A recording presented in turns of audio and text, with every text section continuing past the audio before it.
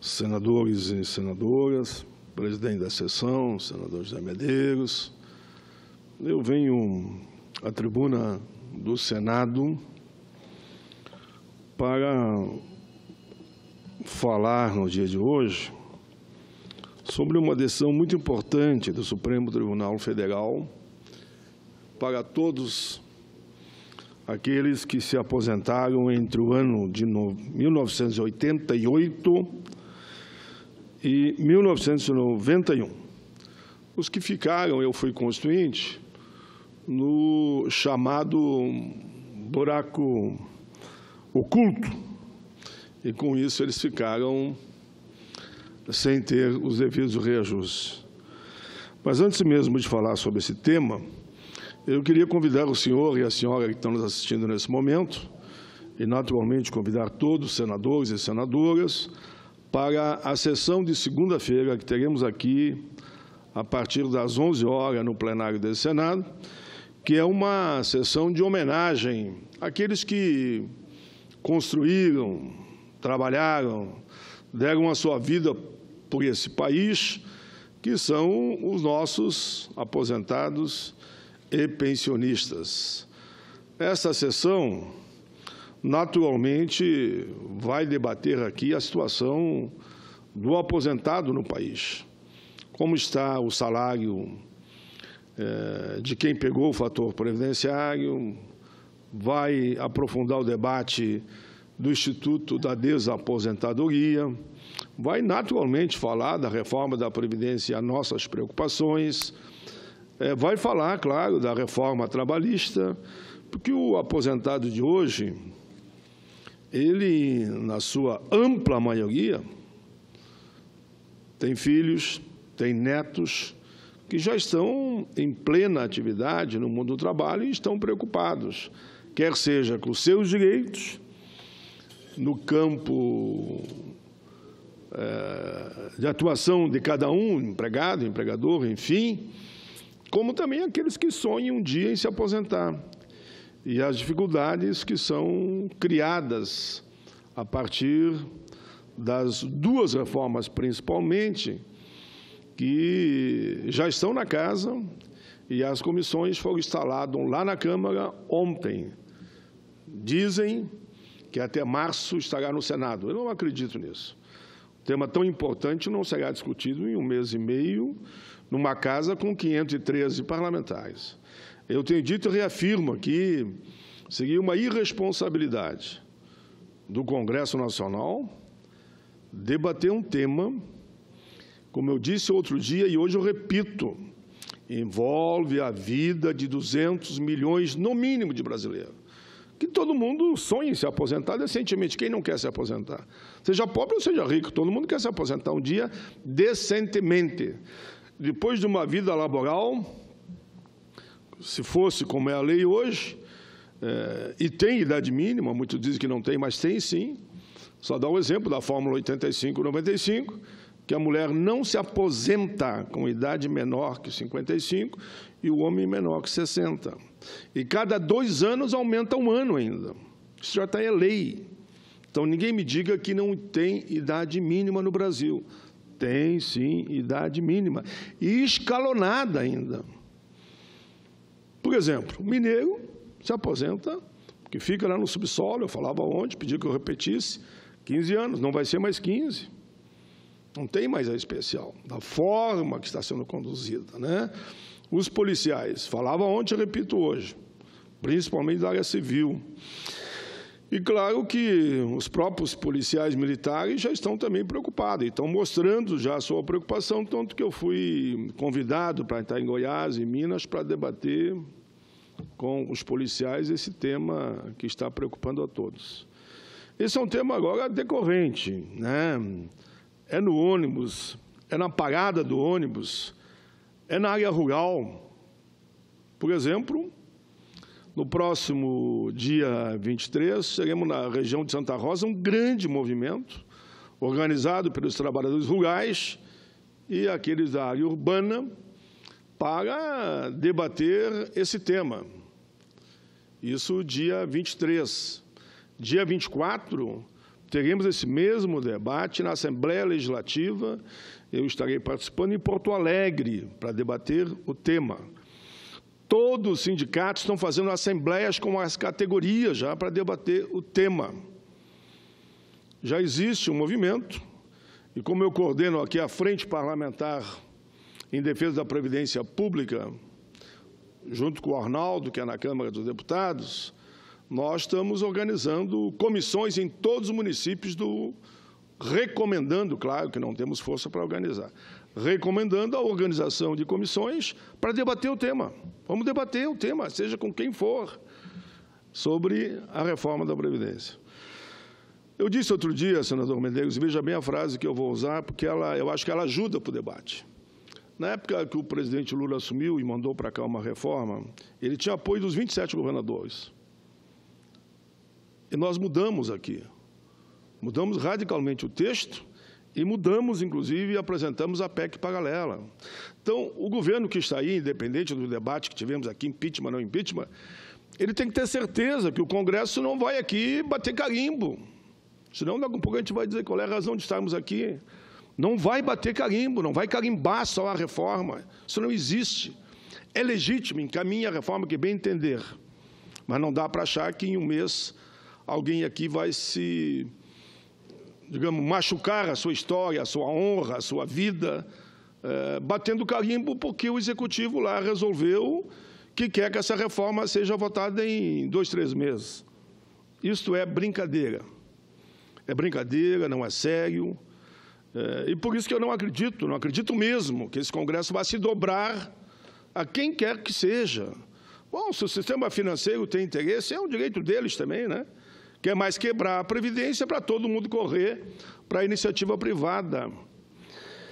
E o falso discurso de que, se não fizer a reforma nos moldes que estão propondo, ela vai quebrar, não é verdade. Não é verdade. Todo o Brasil sabe que não é verdade. É só parar de dar anistia. Parem, inclusive, de abrir mão das contribuições dos mais variados setores, inclusive dos empregadores. Tem que contribuir. O sistema é solidário. Olha, os dados que nos passam os profissionais que trabalham nessa área diz que nós perdemos 500 bi por ano. Eu chego a dizer, eu não quero 500 bi, vamos arrecadar 250, então, combatendo a sonegação, a fraude, a roubalheira, a corrupção e as anistias. Vamos arrecadar no mínimo 250, e diz que a tal de reforma arrecada 70. Eu insisto nesse tema, senhor presidente, porque me comprometi comigo mesmo, nem que eu tenha, naquele espaço de 5 minutos, 1 minuto eu vou falar sobre isso. Reforma trabalhista e reforma da Previdência. E ninguém aqui está dizendo que não quer dialogar, não quer conversar, não quer discutir. Discutimos tudo. Vamos discutir tudo. Estaremos nas comissões, sim. Estou lá na CCJ e nas comissões na Comissão de Assuntos Sociais. Vamos fazer audiências. Vamos conversar com a sociedade. Nos provem que essa reforma resolve. Essa reforma vai quebrar a Previdência. Sabe qual é a palavra de ordem hoje? Se você tem condição de se aposentar, por que você vai esperar? Você acha que essa reforma que vem lá do Palácio vai melhorar? Só vai piorar. Tem a mínima chance de melhorar. Camarada, não, mas se eu me aposentar hoje, eu vou ter que me aposentar, são 80%. Com a que vem de lá, você vai se aposentar só depois dos 65, e ninguém consegue 65, depois dos 70, e ainda com 80%. E por que você não se aposenta hoje e continua trabalhando? Não tem lógica. Não tem lógica. Não pode tirar o trabalhador para bobo, né? O grande investidor, ele investe para ganhar dinheiro e não está preocupado com o social. Ou acho que os grandes investidores do mercado financeiro estão preocupados com o social? Claro que não.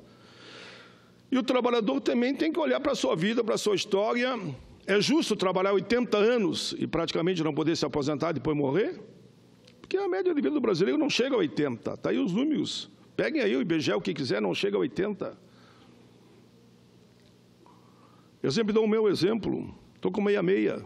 Com essa fórmula, eu não posso me aposentar. Me bote de volta, então, dentro da fábrica, lá na fundição do Eberle que eu trabalhava, ou do antigo Varig, em Porto Alegre, ou me bote na forjaria, que eu trabalhava também.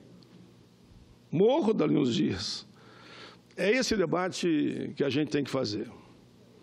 É uma responsabilidade, eu digo, é desumano a forma que foi encaminhado. Eu quero aqui que a política volte a ser e ter uma visão humanitária. Se tivermos uma visão humanitária, nós temos que olhar para o social, temos que olhar para esse povo, que acha que esse povo está feliz com essas duas reformas que estão anunciando. É impossível estar feliz. Eu não estou nem falando aqui da briga de nós e eles, impeachment, não impeachment. Eu estou falando que é o momento de todos se unirem, para nós fazer como outros países fizeram. Fizeram o quê? Grandes mobilizações que não mantiveram, em nenhum caso, uma reforma como essa aqui. Me mostre um único país do mundo que tem uma como essa nossa. Estão propondo aqui. Copiaram da onde? Me digam. Quem inventou tem que ir de onde copiou. Mas tem lá tal país que é 65, embora o tempo de contribuição todos são menores. Mas tu está falando o quê? De um país de primeiro mundo? Onde o salário mínimo é $1.000? Querem trocar, elevar o nosso salário mínimo, eu falava em 300, mas não está mais isso, está 250, querem trocar 250 para $1.000? Ah, isso não pode, pai, está louco? Agora, tirar direito pode. É a única compensaçãozinha que o trabalhador tem, são os direitos trabalhistas e a expectativa de se aposentar antes de morrer. É isso que estão tirando. Vamos olhar o salário, então, de quem fez esse tipo de reforma que está sendo falado. O Japão, que avançou mais, está diminuindo agora. Para que os mais jovens possam ter direito ao trabalho, ele está diminuindo o tempo para aposentar os seus trabalhadores. Quanto mais protelarem, eu quero saber onde é que vão os 2 milhões de jovens que estão aptos todo ano para entrar no mercado de trabalho. Se querem que todos que estão no mercado trabalhem até a morte. Só vai aumentar o desemprego também. Nós vamos fazer esse debate do desemprego no momento adequado. Quanto que o desemprego vai aumentar?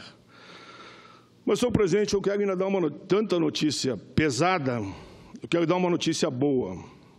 Quero fazer aqui um registro que, nesta semana, o Supremo Tribunal Federal decidiu pelo pagamento das ações de revisão de teto dos aposentados.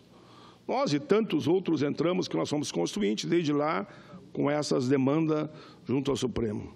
Sendo assim, está garantido, é bom que o senhor e a senhora está nos ouvindo nesse momento, que todos os aposentados, todos aqueles que se aposentaram, entre 5 de outubro de 1988 e 4 de abril de 1991, que tiveram limitação na sua aposentadoria, terão direito à revisão de seus benefícios. Encaminhe o pedido de revisão que eles são obrigados a pagar. Isso significa ganho de causa a todas as ações desse tipo que entraram na Justiça. Concessão atinge também pensionistas dos aposentados que preenchem esses requisitos. Esse período ficou conhecido como, eu não gosto do termo, mas foi esse mesmo, buraco negro. Eu digo o buraco da maldade, né? Porque buraco negro, quando é do mal, falam sempre de negro. Eu, como negro, entendo que não é devido isso. Ficou conhecido, digamos, como o buraco da maldade, justamente por concentrar o maior número de atualizações inadequadas dos valores desses benefícios. O buraco da maldade ficou entre a assinatura da Constituição Federal, que eu estava lá e assinei, e a vigência da Lei 8.213 de 91, da Previdência Social, que debatemos durante esse período exaustivamente, que reconhece a necessidade da correção em seu artigo 144. Eu ajudei, discuti, participei.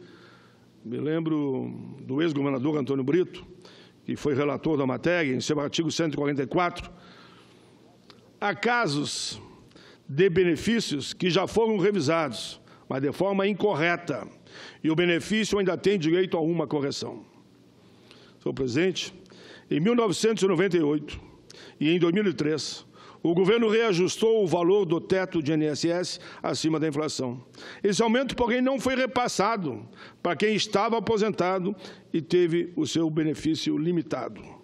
Esses aposentados acabaram sendo prejudicados, pois ficaram com um valor menor do que teriam de direito. A decisão do Supremo Tribunal Federal confirmou o entendimento do ministro relator Roberto Barroso, garantindo aumento a todos os segurados que tiveram esse direito. A decisão, informa a todos, tem repercussão geral, o que significa que serve de modelo para todas as outras ações sobre o tema.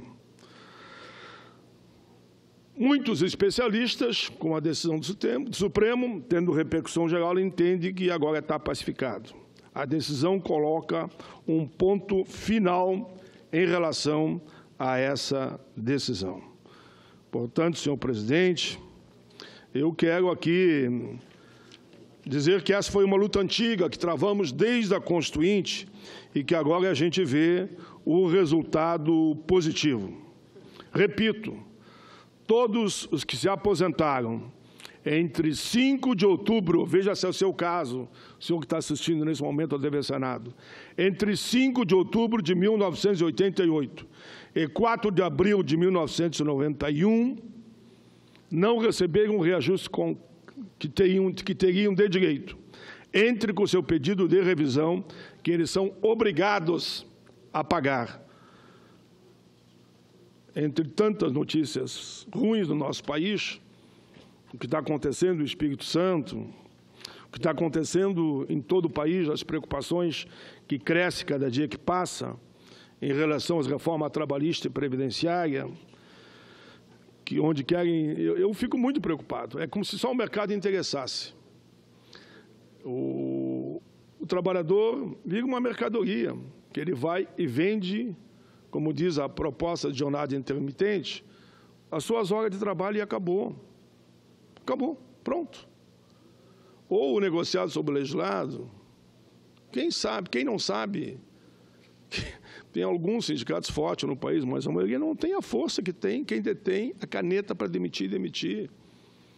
E daí? Você vai abrir mão dos seus direitos para garantir o seu emprego? Claro que ninguém quer ser colocado... como é que você quer morrer? É pela forca ou pela guilhotina? Mais ou menos isso. Você tem duas escolhas.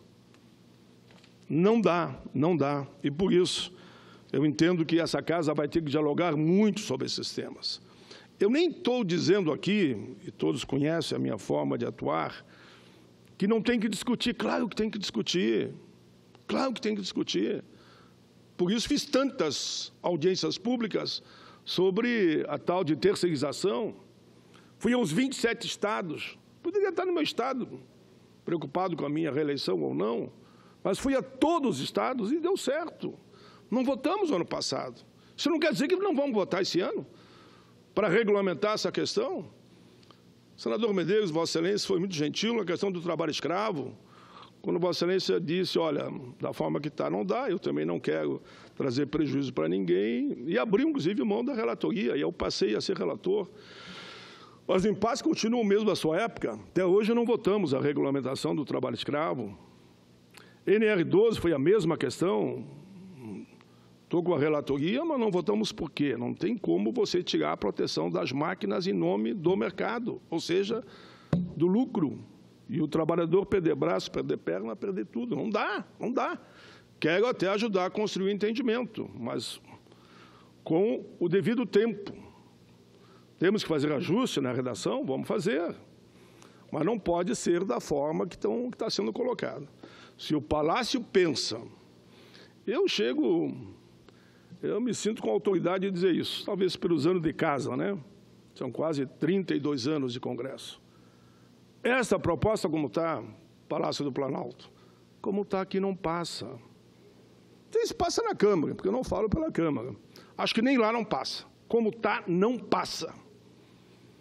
Eu tenho convicção. Aqui no Senado, então, olha, com os anos que eu estou aqui, essa proposta, que convida o trabalhador para se aposentar só na hora da morte, e que ele vai abrir mão de todos os seus direitos trabalhistas, que vai abrir mão de tudo, pela forma que é a redação que chegou a casa.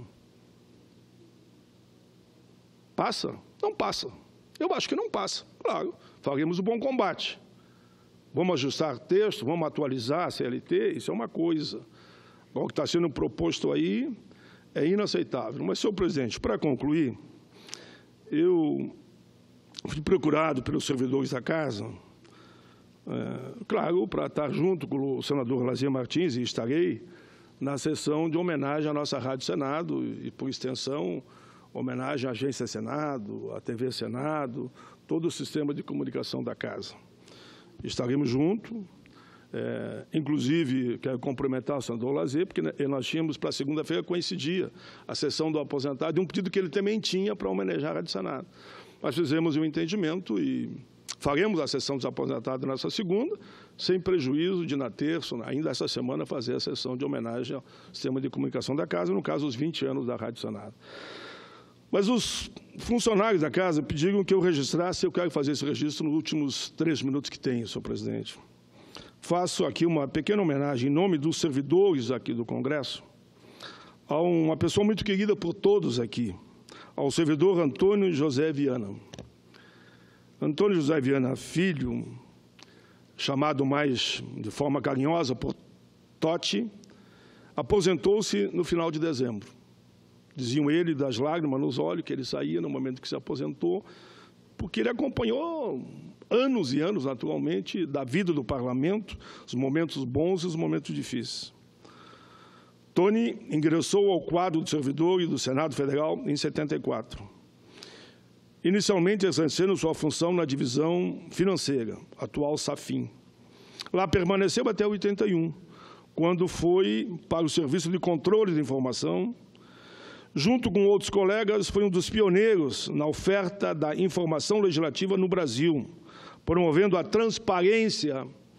Eu acho muito importante aqui, estou vendo ali que está sobrando ali, uma preocupação que eu tenho no debate das comissões, as comissões que os senadores mais querem e as que não querem. Eu considero a Comissão de Transparência uma comissão importante. Transparência absoluta na Casa. Promovendo a transparência nos trabalhos legislativos, que hoje tanto nos orgulhamos. Nessa comissão, desempenhou com brilhantismo a função de pesquisador, tendo contribuído muito para diversos trabalhos aqui da nossa Casa. Mereceu destaque, dentre inúmeros outros, o valoroso auxílio prestado durante a Assembleia Nacional Constituinte. Eu estava lá, eu fui constituinte e o conheci nessa caminhada. Por isso, me garanti a eles que eu faria esse comentário aqui.